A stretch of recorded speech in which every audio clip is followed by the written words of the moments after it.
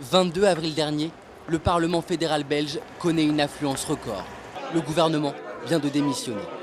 Au cœur du problème, c'est cette fameuse zone BHV, Bruxelles-Halle-Vilvoorde, la circonscription électorale bilingue en grande partie située sur le territoire flamand et où les droits linguistiques accordés aux francophones sont remis en cause.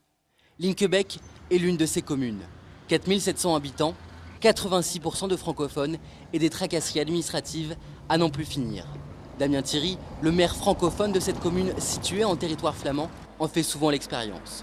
Les panneaux signalétiques français de sa commune sont régulièrement badigeonnés de noir. Les Flamands partent du principe qu'ils sont ici sur leur terre et donc ils sont chez eux et que les francophones doivent se soumettre à leur diktat, pour ne pas dire dictature.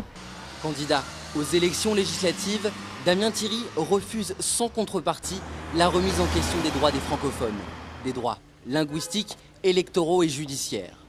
Ces divisions, qui remontent à plus de 40 ans, paralysent aujourd'hui la Belgique.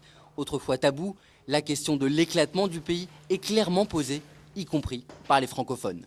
Moi je crois qu'au lendemain des élections, la première question qu'on doit se poser, c'est qu'est-ce que nous voulons encore réellement vivre ensemble ? La Flandre, la Wallonie et la région bruxelloise.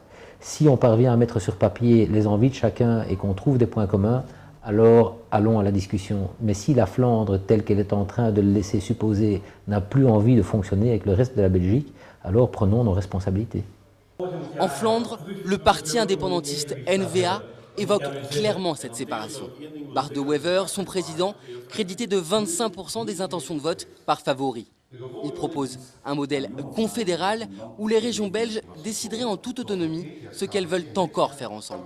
Une première étape avant la fin de la Belgique. On pense que l'évolution qu'on voit depuis 100 ans dans ce pays qui se déroule, un pays qui se dédouble en deux nations, deux démocraties à part entière qui existent déjà, va se terminer dans une Europe qui est renforcée, qui va prendre toutes les compétences qui ont besoin de grande taille et d'autre part, on va avoir des compétences dans notre propre démocratie qui est la Flandre. Entre ces deux niveaux, on pense que les niveaux vont évaporer et une fois lentement, sûrement, mais très gentiment disparaître.